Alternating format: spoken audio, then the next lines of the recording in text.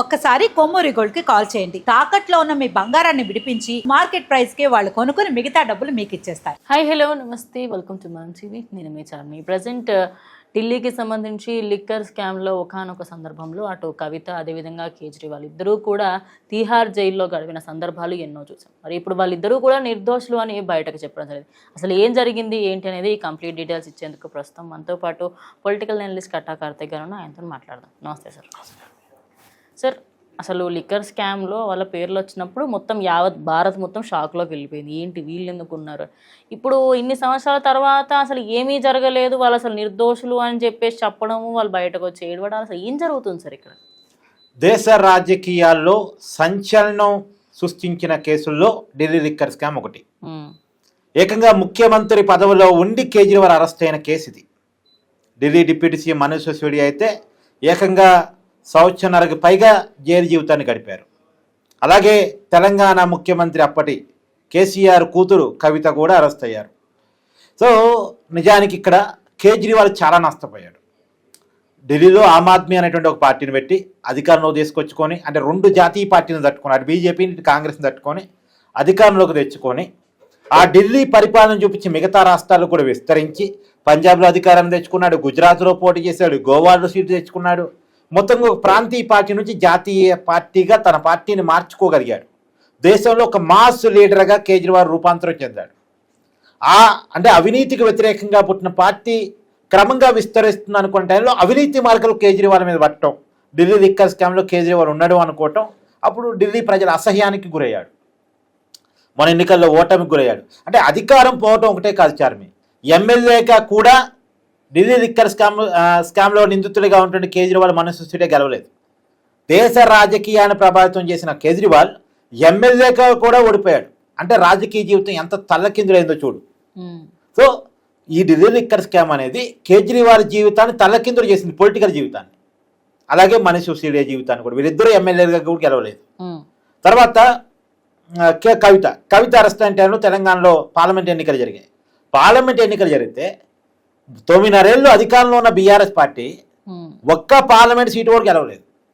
ఒక్క parliament seat కూడా. అంటే అర్థం చేసుకో ఏ పరిస్థితుల్లో లిక్కర్ స్కామ్లో నిందితుని జనం చూశారు అనేటువంటిది.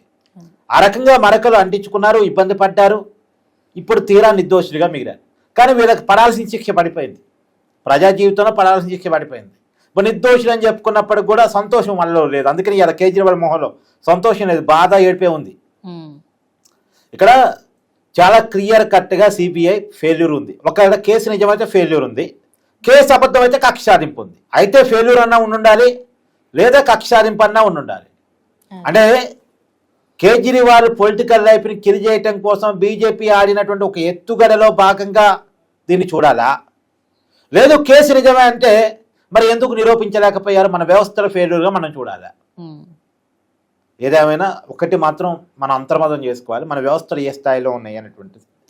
కానీ కేజ్రీవాల్కి సంబంధించి మనం ముందు కూడా చూసుకుంటే నేను అసలు ఏం తప్పు చేయలేనని ప్రతిసారి ఆయన అనేవాడు. అదేవిధంగా కవిత కూడా నాకు ఎలాంటి సంబంధం లేదు, కావాలనే నన్ను ఇందులోకి లాగుతున్నారు అని అన్నప్పటికీ కూడా అప్పటి గవర్నమెంట్లు లేదు మీ పేర్లు ఉన్నాయి అని చెప్పేసి జైళ్ళల్లో ఇంకా ఆడపిల్ల అని కూడా చూడకుండా, అది కూడా ఒక రాష్ట్ర సీఎం కూతురు అని కూడా చూడకుండా ఇంకా ఆ చట్టపరంగా వాళ్ళు యాక్షన్ తీసుకున్నారు. మరి ఎక్కడ వైఫల్యం అయిందంటే, అంటే గవర్నమెంట్ పరంగా వాళ్ళ సైడ్ నుంచి ఏమైనా తప్పు ఉందా, లేకపోతే వీళ్ళు ప్రూవ్ చేయలేకపోయారా? ప్రూఫ్లు లేనప్పుడు ఎందుకు అరెస్ట్ చేశారు? అంటే ఎంత అవునన్నా కాదన్నా ఒక ఓపెన్ సీక్రెట్ ఏంటంటే వ్యవస్థలో రాజకీయ చట్రంలో ఉన్నాయి. ఇప్పుడు సిబిఐ, ఈడీ అప్పుడు దేశంలో కాంగ్రెస్ అధికారంలో ఉన్నప్పుడు కాంగ్రెస్ ఉపయోగించుకుంది, ఇప్పుడు బీజేపీ ఉపయోగించుకుంటుంది. ఒకప్పుడు బీజేపీ ఏమనేది సిబిఐని కాంగ్రెస్ బ్యూరో ఆఫ్ ఇన్వెస్టిగేషన్ అనేది, అంటే అంతగా కాంగ్రెస్ దాన్ని వాడుకుంది అనేది బీజేపీ ఆరోపణ. ఇప్పుడు మోడీ, అమిత్ షా కనుసనల్లో వ్యవస్థలు ఉన్నాయి, ఎవరికి తెలియని కాదు ఇది. సో తమ రాజకీయ ప్రత్యర్థుల మీద కేసులు ఒక టైంలో వేగం పెరుగుతాయి, ఒక్కసారిగా స్పీడ్గా కేసులు ముందుకు కదుగుతాయి. ఒక టైంలో అసలు ఆ కేసులు అప్డేట్ ఏముందో కూడా మనకు తెలియదు. ఇప్పుడు రేవంత్ రెడ్డి గారి మీద ఓటుకునే కేసు ఉంది, ఏ స్థాయిలో ఉందంటే ఏమైనా చెప్పగలవు? టక్కున చెప్పలేవు.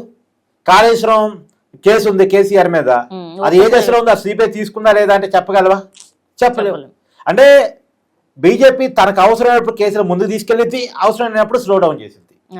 అది కామన్, ఇది దేశం నడుస్తుందట. మరి ఇప్పుడు ఓవరాల్గా వీళ్ళు ఇప్పుడు ఇన్ని రోజుల పాటు ఇన్ని సంవత్సరాల పాటు వాళ్ళకి పొలిటికల్ కెరియర్ పరంగా కూడా సార్ చాలానే దెబ్బతీసింది కదా రెండు పార్టీలకు సంబంధించి.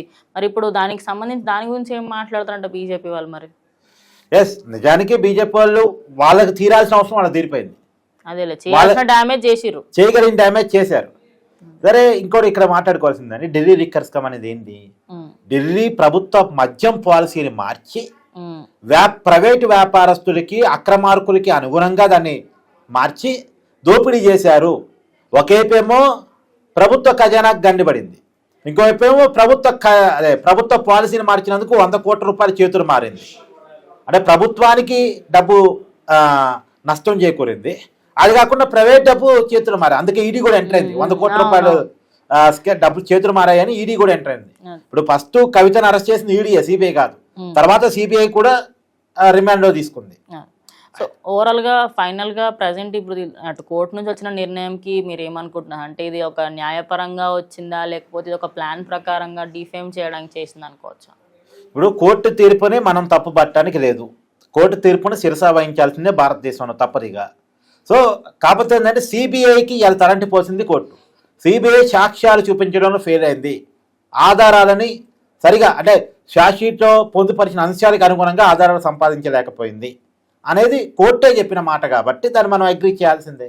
అంటే ఇప్పటికైతే ఇది రాజకీయ కక్ష సాధింపులో భాగంగా వాడారని అనుకోవచ్చు. లేదు వాడలేదు అన్ని బీజేపీ వాళ్ళు చెప్పారనుకోండి, ఖచ్చితంగా మరి ఏంటి కేసులో ఫెయిల్ అయ్యారా, ప్రభుత్వం వ్యవస్థలు ఫెయిల్ అయ్యాయని అదన్నా ఒప్పుకోవాలి. అయితే ఒకటి, సిబిఐ కేసుని ఇప్పుడు వదిలిపెట్టిద్దని అనుకోను. పైన ఢిల్లీ హైకోర్టులో ఛాలెంజ్ చేసిద్ది, ఈ తీర్పుని ఖచ్చితంగా ఛాలెంజ్ చేసిద్ది. హైకోర్టులో కాకపోతే సుప్రీంకోర్టుకి కూడా సిబిఐ వెళ్ళింది. ఎందుకంటే చాలా పెద్ద హై ప్రొఫైల్ కేసు కదా, ఒక రాష్ట్ర ముఖ్యమంత్రిని డిప్యూటీ సీఎంని అరెస్ట్ చేసిన కేసు కదా, సో కవితను అరెస్ట్ చేసిన కేసు కదా. ఏదేమైనా ఈ కేసు పూర్వపరాలు నిజాలు అబద్ధాలు పక్కన పెట్టేస్తే పొలిటికల్గా మాత్రం ఎంత నష్టపోవాలో అంత కేజ్రీవాల్ నష్టపోయాడు. Thank you sir, thank you so much. So చూసారు కదా, ఇది ఇవాళ వీడియో. Stay tuned to Manam TV.